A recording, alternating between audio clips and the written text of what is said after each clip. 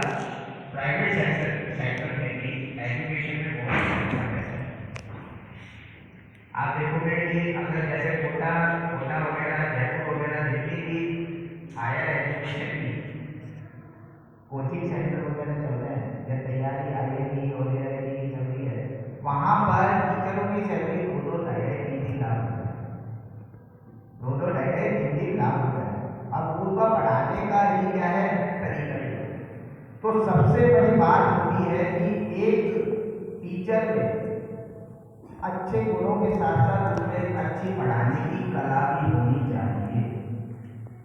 आपको विषय का ज्ञान बहुत है, मैं जानता हूँ, आप अब तक जो पढ़ते आए हो सब्जेक्ट का आपको बहुत ज्ञान है, लेकिन जब तक एक टीचर सफल टीचर नहीं कहलाता, जब तक कि वो बच्चों को जो उसके सामने बैठे हैं उसको समझदार नहीं है। जब तक बच्चों को समझ में नहीं आएगा तब तक टीचर होने का आपका कोई फायदा नहीं। तो बीएड में केवल मात्र आपको यह समझाया जाता है कि आपको बच्चे को किस तरीके से पढ़ाना है, किस तरीके से उसकी मेंटल एक्टिविटी को पढ़ना है, उसकी योग्यताओं को देखना है, उसकी अभिरुचि को पहचानना है और उसकी अभिक्षमता को पहचानना है। अभिरुचि से मतलब जब तक बच्चे की रुचि नहीं होगी तो वह कार्य नहीं। ये उसी तरीके की बात हुई, जब तक आपको भूख नहीं लग रही तब तक आप क्या करोगे, खाना। जब भूख लगेगी तो आपको खाना भी अच्छा लगेगा, चाहे आपके सामने सूखी हो, और जब तक भूख नहीं लगेगी तो चाहे आपके सामने कितना ही अच्छा मान लो आपको नहीं खाने या आप उसमें कमी नहीं ला। तो सबसे बड़ी बात आती है कि आपकी रुचि होनी चाहिए। दूसरी चीज बच्चे की अभिक्षमता को पहचानना। अभिक्षमता से मतलब कि बालक की कैपेसिटी क्या है। अब तो उन्हीं चीजों को ध्यान में रखते हुए हमको बच्चे पर दबाव नहीं बनाना, उसको खेल के माध्यम से, साथ ही साथ उसको एक मित्र के माध्यम से, दोस्त के माध्यम से, एक परिवार के माध्यम से, एक संरक्षक के माध्यम से उसको क्या करना है, पढ़ाना, उसको सिखाना। दबाव हमको बिल्कुल नहीं देना, उसको तनाव में बिल्कुल नहीं डालना। यही चीजें हम आपको यहाँ पर कर रहे हैं। हर एक बच्चा अपनी विशेष योग्यता के साथ इस जमीन पर आता है। किसी न किसी रूप में उसमें कोई ना कोई सी योग्यता होगी, किसी न किसी कार्य को वह एक पूर्णता के साथ करता है। आप देखेंगे जब आपकी क्लास लगेगी या आप अभी तक जब भी पढ़ के आए हैं तो हर क्लास में बहुत सारे बच्चे ऐसे मिलेंगे जो कार्य करने की क्षमता रखते हैं, बहुत सारे ऐसे बच्चे मिलेंगे जो स्पोर्ट्स में हैं, बहुत सारे ऐसे बच्चे मिलेंगे जो कल्चर एक्टिविटीज में आगे हैं, और बहुत सारे ऐसे बच्चे मिलेंगे जो शरारती करते हैं, जिनको भी क्या बोलते हैं, समस्यात्मक बालक क्या बोलते हैं, और जो बैक बेंचर्स होते हैं, यानी कि पीछे बैठे हुए केवल मात्र उनका कार्य क्या होता है, किसी ना किसी तरीके से क्लास में भी आप स्टूडेंट हैं, लेकिन जब आप यहाँ मंच पे खड़े होंगे या किसी क्लास को अटेंड कर रहे होंगे तब आपके सामने ये समस्या आएगी कि आप उन बैक बेंचरों को, यानी कि उन समस्यात्मक बालकों को कैसे हैंडल करें। क्योंकि एक कक्षा में हर तरीके के बालक होते हैं, अब हम उनको अलग अलग टाइम को दे नहीं सकते। तो इसीलिए आपके सब्जेक्ट में एक सब्जेक्ट आता है मनोविज्ञान। क्या आता है? मनोविज्ञान, साइकोलॉजी, जिसके अंतर्गत आपको केवल मात्र बच्चे को समझना, उस बच्चे को समझकर उसका निदान करना, उसका उपचार करना कि उस बच्चे को किस तरीके से पढ़ाया जाए। ऐसा नहीं कह सकते कि कोई बच्चा अगर आ नहीं रहा है कक्षा में तो वो बच्चा,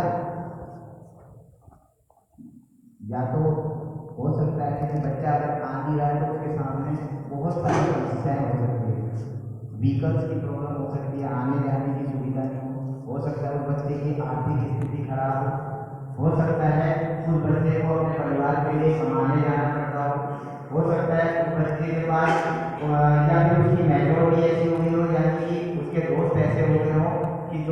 पढ़ाने नहीं देते हो सकता है कि बच्चे को टीचर से डर लगता होगा कि आरटीई के तहत राइट टू एजुकेशन के तहत कुछ जो स्लम बस्ती होती है यानी कि जो कच्ची बस्ती होती है उनके बच्चों का एडमिशन प्राइवेट स्कूल में किया जाता है और उनको पढ़ाने के लिए टीचर अलग से अपॉइंट किया जाता है क्योंकि जो प्राइवेट स्कूल वाले टीचर है वह जो ऊंचे लेवल के जो बच्चे होते हैं यानी कि अमीर तबके के जो बच्चे होते हैं उनको पढ़ाने के लिए काम में लेते हैं, गरीबों को पढ़ाने के लिए कोई तब एक टीचर को रखा जाता है और वो टीचर का काम क्या होता है, उस टीचर ने उन बच्चों की क्या है योग्यताओं को पहचाना और योग्यताओं को पहचान कर उनको उसी हिसाब से काम में लिया। एक बच्चा मैथ में अच्छा था, उसको मैथ का कार्य लिया। एक बच्चा रसायन में अच्छा था, उसको रसायन के काम में लिया। एक बच्चा गाने में अच्छा था, उसको गाने के काम में लिया। एक बच्चा स्पोर्ट्स में अच्छा था, उसको स्पोर्ट्स में काम में लिया। एक बच्चा प्रोजेक्ट देना और उसके अनुसार उसको कार्य में लगाना, यही एक अच्छे टीचर्स की पहचान है। आपको यहाँ पर जो भी अध्ययन सिखाया जाएगा उसका संबंधित होगा कि आप कक्षा में किस तरीके से बच्चे को पढ़ाएं। विधि के बारे में बताया जाएगा कि कौन सी। वैसे तो अब इस कॉलेज के बारे में मैं आपको थोड़ा सा डिटेल बता देता हूँ। ये कॉलेज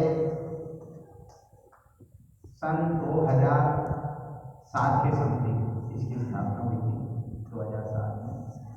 उस टाइम पर ये कॉलेज इस गाँव में अंदर एक घर है जिसमें चलता था। उसके बाद कॉलेज ने धीरे धीरे ग्रोथ करी। ग्रोथ करने के बाद उसने अपनी बिल्डिंग बनाई। बिल्डिंग बनाने के बाद इसमें बहुत सारे कोर्सेज हैं। वर्तमान समय में इस कॉलेज में ITI चल रहा था, जिसको अभी हाल फिलहाल में साथ ही साथ खेलने के लिए आपको बहुत बड़ा ग्राउंड मिलेगा, तो आप स्पोर्ट्स के लिए लेकिन साथ ही साथ हमको अनुशासन का बड़ा ध्यान रखना है। अनुशासन ही एक टीचर की भूमिका में महत्वपूर्ण स्थान है। अनुशासन, कर्तव्यनिष्ठता और समय का पाबंद होना, ये एक बहुत बड़ी बात है और ये प्रत्येक स्टूडेंटों को अपने अंदर तक लानी चाहिए।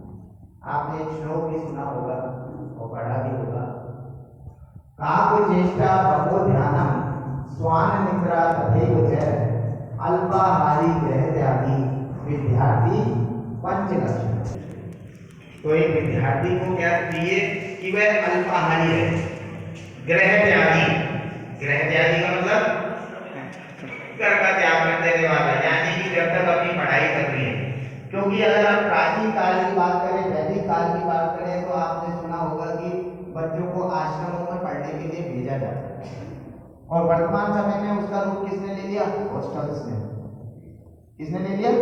हॉस्टल्स ने, कि वहाँ पे सारी सुविधा करवाते हैं, हॉस्टल वार्डन रहता है। और जब आश्रम की बात करते हैं तो वहाँ पर कौन रहता थे? गुरु रहती थी, गुरु माता रहती थी। कोई क्या करते थे? देखभाल करते थे और कोई बच्चे को खाने पिलाने की व्यवस्था करते थे। तो पहला क्या था? अल्पाहारी, गृह त्यागी और स्वान निद्रा। स्वान निद्रा का मतलब कुत्ते की जैसी।